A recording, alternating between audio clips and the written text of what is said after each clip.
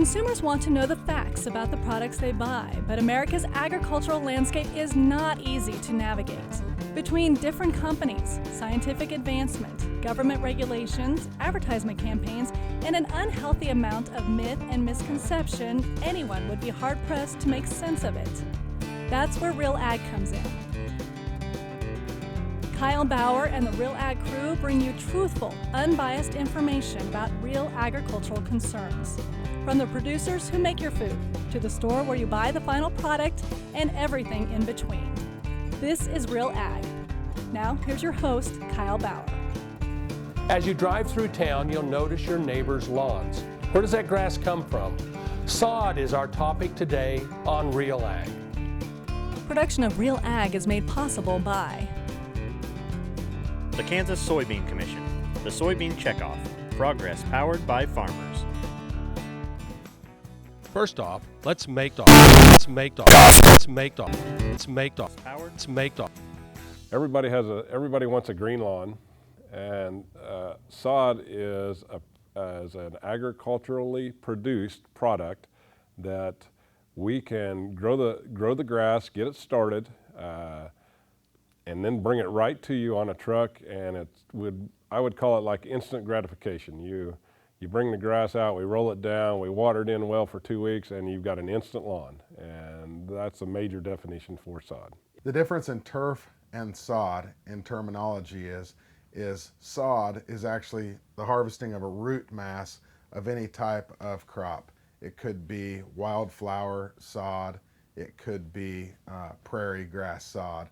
We actually produce turf grass sod, which is we're nursery growing specifically a species of sod that you want to have in your lawn, and we're raising it to maturity, and then we're harvesting it for you to be able to take it to your home and have it already established. It's basically used to put down on new lawns, whether it's a residential lawn, a commercial lawn, or golf courses, recreational facilities, those type of things. There are many different types of grass. Sod producers know which varieties are better for your lawn. Different types of grasses that are grown across the country in sod production. Some of the main varieties that are grown are fescue, bluegrass, buffalo grass, Bermuda, and zoysia. Mainly in sod production in Kansas, fescue and bluegrass are the main varieties. There is some production of buffalo grass. There's a buffalo grass farm out in Ingalls, Kansas, in the western, more arid part of the state, but mainly here in the east, fescue and bluegrass. When you get down into the south, Oklahoma and Texas, Bermuda grass is one of the main varieties that's raised. Here in Wichita, we have bluegrass and fescue in the Kansas City market, but we only have fescue here. We're in what they call a transition zone. We are too far north for Bermuda, we're too far south for bluegrass, and that's why Wichita and Sedgwick County is called a transition zone, and fescue has been tested to do the best in this area. Hundreds of different varieties of fescue. They're constantly researching and coming up with new varieties, and so the type that we use is basically a fescue blend. We blend 3 different varieties of fescue together, and we also add just a little bit of bluegrass, 5 to 10% bluegrass in the blend. And so we're constantly looking at the best 3 varieties to put in that blend, and the best variety of bluegrass. And what we're looking for, the reason we blend it, is that there may a disease may appear someday that we're not familiar with now. Maybe it will attack one variety. And what we're shooting for is that the homeowner never sees that the other 2 or 3 varieties will take over, you'll never know it. So having some variation in your blends helps.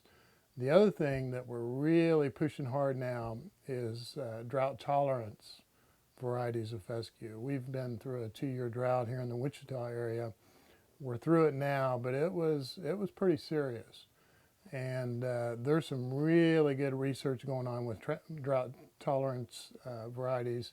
We actually just planted way more drought tolerant grass than we have in the past. this fall, and so that'll be available next year. And they're talking numbers anywhere from 30 to 40, 50% less water to still achieve a nice turf grass, nice green yard.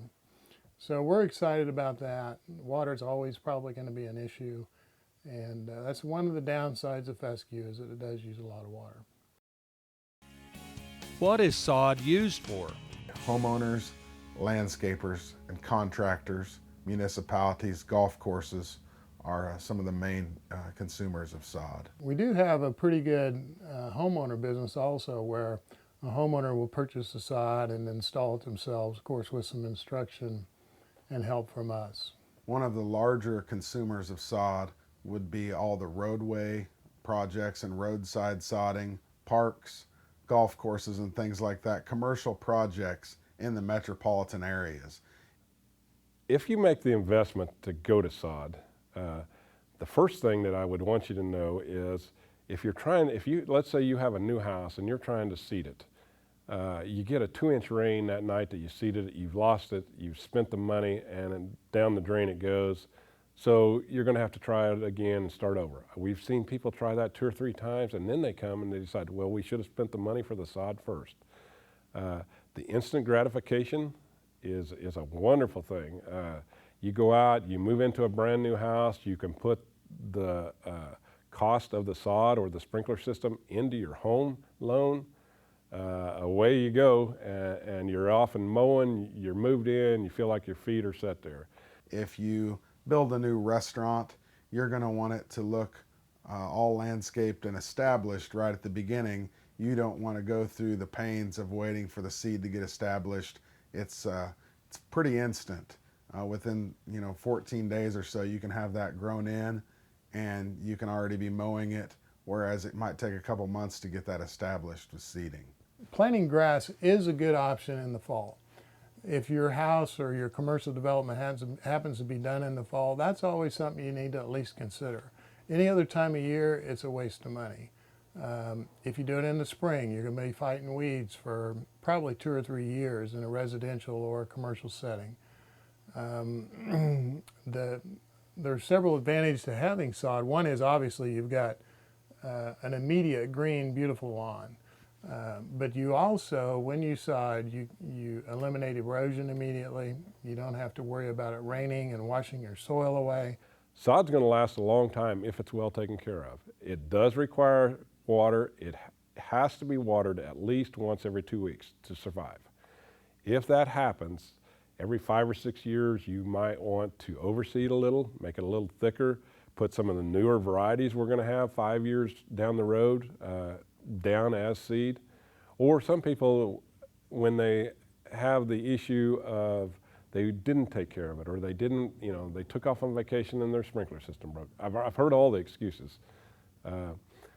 But then you can resod. You can tear out what you have and you can start over. And people start over, and then they've got a lush, beautiful lawn again, and it's a self-esteem thing. It looks great. Like corn and sorghum, sod is a crop. Let's walk through the process of farming sod.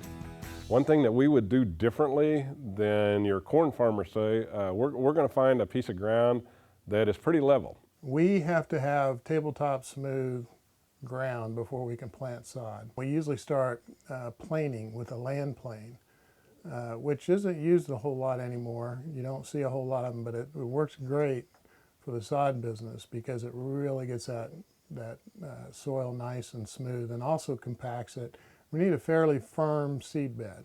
So not only are we looking for a smooth seed bed, but a firm seed bed.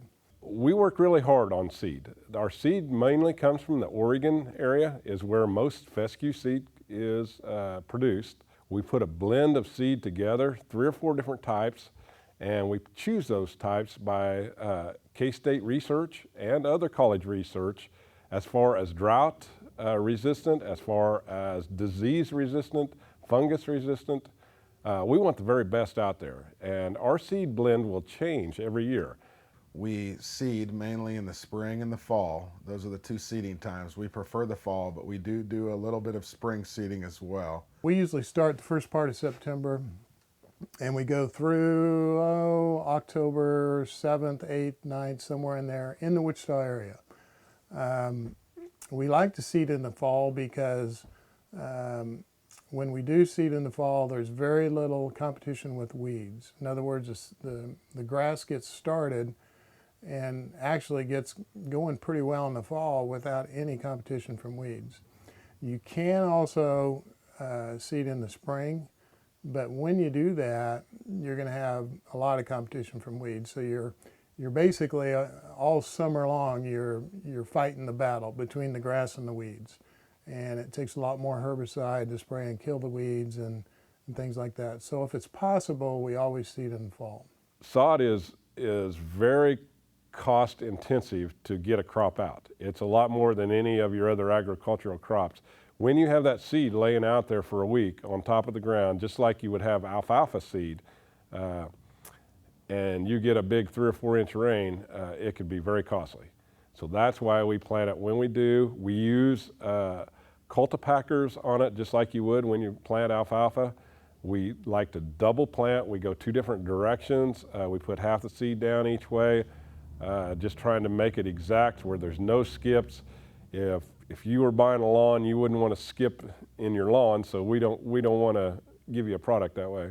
Usually after the grass comes up, 5 to 6 days, and that's watering it sometimes 2 or 3 times a day to get it to that point.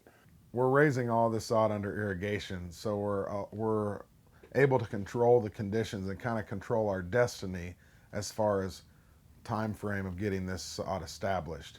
If you didn't have the irrigation, you may seed and you'd be waiting on rains, and it could take you a couple months to get the right rains to get the seed up. But we're actually able to get the seed up in 7 days or so and start getting it to be a really good quality sod for you. We do put on quite a bit of fertilizer, and when I say quite a bit, we're talking about probably 160 pounds of actual N per year.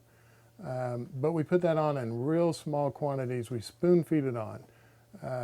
Every 3 to 4 weeks, we fertilize the grass in just small increments, and it seems to work real well. We pump the fertilizer right through the sprinkler systems. If you have weeds like you would have if you were planting a yard at home, we have processes, different chemicals that we use to take care of the weeds as we go. We just kind of watch it and see how it does, and usually we're mowing within 2 or 3 weeks. Mowing is a really big thing. 2 to 3 times a week we mow. We use very large mowers. We use GPS guidance systems on our mowers. After we basically start mowing the grass, we just keep mowing it and keep fertilizing it. What we're trying to do is establish a really thick root system. And to do that properly, it takes at least 10 months, if not 12 or 14 or even up to 18 months. And during that time, during that growing time, as long as we have a good stand of grass, which happens 90% of the time, we have very little competition with weeds. We don't even have to spray for weeds. Very seldom do we go out and spray for weeds. And the reason for that is the grass is so thick, the weeds just can't compete with it. So it just chokes them out. There's weed seed there, but it can't do anything. And so we're constantly mowing, fertilizing, watering for 10 months. On average, it takes us a year from when we seed the sod to when we can start harvesting the sod again. So what sod we would seed in the fall, it'd be the following fall before we would start harvesting that. We average a 1.5 years per crop is what our actual average is, and that has to do a lot with the off seasons and when we can't seed as well. We'll talk about the harvesting process. Here in Wichita, we do it 2 different ways. We have a small roll, which is 22 inches wide by 4.5 feet long. That is 1 square yard. We have a machine, it's called a tree burrow. It's out of Canada. It's a very specialized thing. The gentleman inside it that runs it, he's looking at computer screens. He's looking just like your new farm tractors, basically. But we put out a perfect roll of sod. It's GPS driven, done to where there's no human error in it. When you get a piece of sod from us in the 1 yard roll, it's perfect. It's all mechanically done. We put 50 yards on a pallet, and we use wood pallets. The other way that we harvest are in what we call big rolls. They're 42 inches wide. We can make those in 30-yard rolls or 40-yard rolls, about 1,500 pounds up to about 2,000, 2,200 pounds, that are mechanically installed. Basically every morning, early morning when we get up, we check the weather and we see if there's the threat of rain or if it has rained overnight. And we mainly cut the sod for that day. We don't usually cut much ahead of time. We cut what is needed that day. And if there's the onset of rain, we may not cut anything beforehand. We wait and see what the weather does first. We're cutting sod in the fields at 4:30 or 5. Trucks start arriving 6:37, have it loaded by 7:30 or 8, and they're to the customer, but a lot of times by 8, 9 o'clock. When sod is harvested, a layer of soil is taken along with the grass. Is this damaging to the topsoil? One of the most common questions that's asked of me as a sod farmer is what happens to the topsoil over a long period of time? They drive by a field and they see the harvesting process going on, and of course we see some soil on the bottom of the rolls. Well, it takes us a year to year and a half to produce that crop, and while producing that crop, we're mowing the grass twice a week. So all of that organic material that we're putting down is going back into the soil, and the root matter also, or the root mass growing into the soil, is producing humus. And when we go to harvest that sod, we take about a 1/4 inch of topsoil off with the sod as we're rolling up the grass, but we've built more than that up in the year to year and a half it's taken to raise that crop.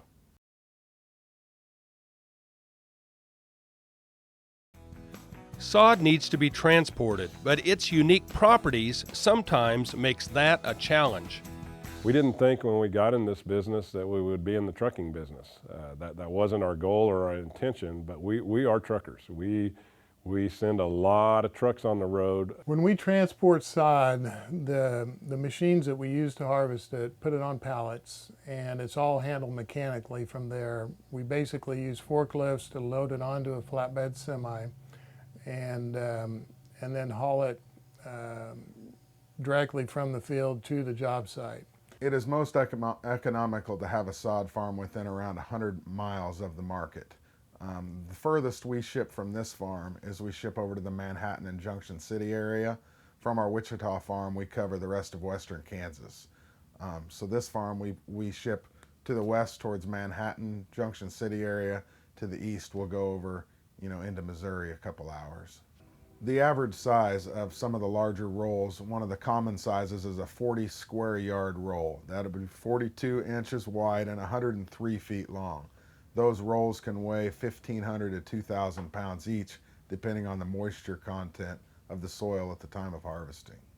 We have flatbed, 48-foot flatbed semis, 102 inches wide. It takes quite a few horsepower because we're right up at the weight limit is what dictates how much grass we put on a truck.